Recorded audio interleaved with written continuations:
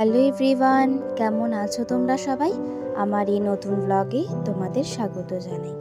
আজকে দেখাবো খুব সহজ পদ্ধতিতে তোমরা কি করে বাড়িতে ইডলি আর ইডলির চাটনিটা বানাবে। ভিডিওটিতে তোমরা যাকে দেখতে পাচ্ছ তার নাম হচ্ছে পুচু। পুচুর মা ছোট থাকতেই মারা গিয়েছে, তাই পুচু কিন্তু মাঝে মাঝে আসলেই তাকে একটু বিস্কুট বা ভাত বা কিছুতে মেখে দিই। আমার একটা ছোট্ট বিড়াল ছিল, তার নাম পুচু ছিল। সে এখন নেই বলে তাই পুচুকে আমরা তার নামে ডাকি। যাই হোক, আমার ছোট্ট বিড়াল মানে পুচুকে নিয়ে একদিন একটা ভিডিও বানাবো। প্রথমে ইডলির চাটনি বানানোর জন্য টমেটো, পেঁয়াজ, কাঁচা লঙ্কা, রসুনের কোয়া আর উড়ার ডাল আর ছোলার ডাল নিয়ে নিতে হবে। প্রথমে কড়াইতে তেল দিয়ে ছোলার ডালটা কিন্তু সুন্দর করে কড়াইতে ভেজে নিতে হবে। ইডলি আর ইডলি চাটনি বানানোর জন্য কিন্তু উড়দ ডালটা কিন্তু মাস্ট, সেটা কিন্তু লাগবেই। ছোলার ডালটা ভালো করে ফ্রাই করার পর এর মধ্যে কিন্তু দিয়ে দিতে হবে উড়দ ডাল। এবার কিন্তু উড়দ ডালটাও কিন্তু সুন্দর করে ফ্রাই করে নিতে হবে।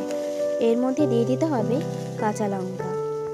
এরপর কড়াইয়ের মধ্যে দিয়ে দিতে হবে রসুন লঙ্কাটা ডালের সাথে কিন্তু সুন্দর করে ভেজে নিতে হবে। এরপর কড়াইতে দিয়ে দিতে হবে আগে থেকে কেটে রাখা পেঁয়াজ কুচি। এরপর কিন্তু সব কিছুকে সুন্দর করে ফ্রাই করে নিতে হবে। তারপর এর মধ্যে দিয়ে দিতে হবে টমেটো কুচি।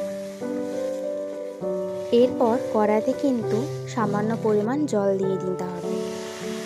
এবার কিন্তু এটি নামিয়ে ঠান্ডা করে মিক্সিতে পেস্ট করে নিতে হবে। আমরা কিন্তু পেস্টটা মিক্সিতে পেস্ট করে নিয়েছিলাম, তোমরা চাইলে শিলনোড়াতেও বেটে নিতে পারো। এরপর কড়াইতে তেল দিয়ে তার মধ্যে দিয়ে দিতে হবে সামান্য পরিমাণ উড়দ ডাল এবং শুকনো লঙ্কা। চাটনিটা ফোড়নের জন্য উড়দ ডাল আর শুকনো লঙ্কাটা ভালো করে ভেজে নিয়ে এর মধ্যে ধুয়ে রাখা কারি পাতাগুলো কিন্তু দিয়ে দিতে হবে। এই তো ফাইনাল কিন্তু রেডি আমাদের চাটনি। আর ইডলির বাসনে জল দিয়ে ইডলি করার প্লেটে কিন্তু ইডলির পেস্টটা ভালো করে দিয়ে দিতে হবে। ইডলির এই পেস্টটি করার জন্য প্রথমেই 1 কাপ উড়দ ডাল, 2 কাপ আতপ চাল আর 1 কাপ সেদ্ধ চাল ভিজিয়ে রেখে দিতে হবে। 6 থেকে 7 ঘন্টা ডাল আর চাল ভিজিয়ে রাখার পর পরের দিন কিন্তু সেটিকে সুন্দর করে পেস্ট করে নিতে হবে। পেস্ট করার পরও কিন্তু 6 থেকে 7 ঘন্টা এটিকে রেখে দিতে হবে। এই তো ফাইনালে কিন্তু রেডি আমাদের ইডলি। দেখো কি সুন্দর হয়েছে, আর খেতেও কিন্তু খুবই সফট হয়েছিল। আমার এই রেসিপিটি কেমন লাগলো অবশ্যই কিন্তু জানিও। এরপর ইডলি আর চাটনি বাড়ির সকলকে সার্ভ করো। টাটা।